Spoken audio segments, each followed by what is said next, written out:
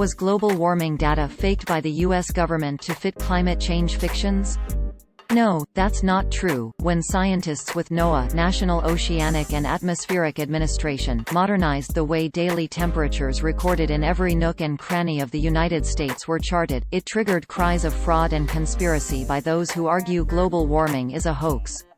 Changes in many locations of where temperatures were taken and the technology used to record it over the past century required a careful revision so that recent data could be compared to the historical data.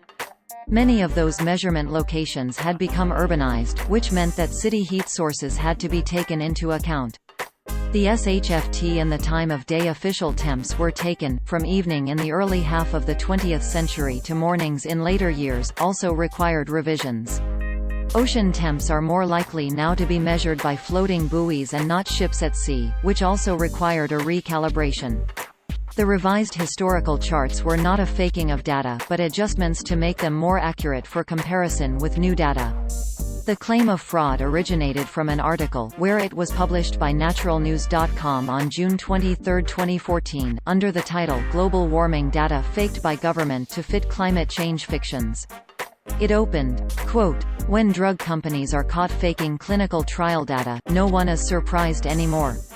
When vaccine manufacturers spike their human trial samples with animal antibodies to make sure their vaccines appear to work, we all just figure that's how they do business, lying, cheating, deceiving and violating the law." Now, in what might be the largest scientific fraud ever uncovered, NASA and the NOAA have been caught red-handed altering historical temperature data to produce a climate change narrative that defies reality. This finding, originally documented on the Real Science website, is detailed here. We now know that historical temperature data for the continental United States were deliberately altered by NASA and NOAA scientists in a politically motivated attempt to rewrite history and claim global warming is causing U.S. temperatures to trend upward. The data actually show that we are in a cooling trend, not a warming trend. See charts below. End quote. This is what social media users saw.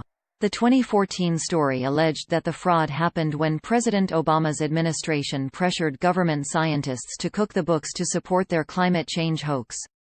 Quote, "After the Obama administration took office, however, and started pushing the global warming narrative for political purposes, NASA was directed to alter its historical data in order to reverse the cooling trend and show a warming trend instead.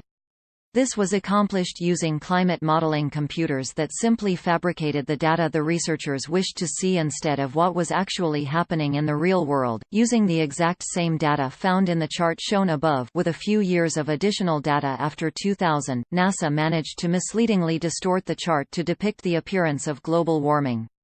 End quote. This conspiracy theory was an easy sale to readers who were extremely distrustful of the Obama administration, federal scientists and anyone who argued that the world was warming up and dramatic changes were necessary to save humanity. 5 years after it was published, this story is still getting viral traction on social platforms. The conservative news website The Daily Caller, which is also a third-party fact-checker for Facebook, looked at the controversy of the revisions in 2014 in an article titled, "NOAA Reinstates July 1936 as the Hottest Month on Record." It included an explanation from Dickie Arndt, the chief of NOAA's Climate Monitoring Branch.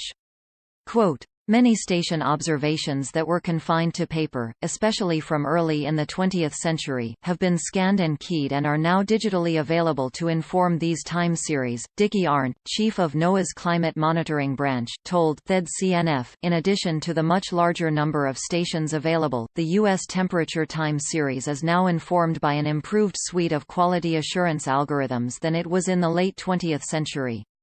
Dickie said in an emailed statement. End quote. In a recent email to Lead Stories, Arndt said the national temperature was switched to a more comprehensive grid, informed by many more stations. Quote, "Data are adjusted to correct for non-climate biases like station siting, instrumentation, and so on. The largest factor, on average, are changes in the time of observation." The U.S. was a nation of evening observers in the first part of the 20th century but is now a nation of morning observers.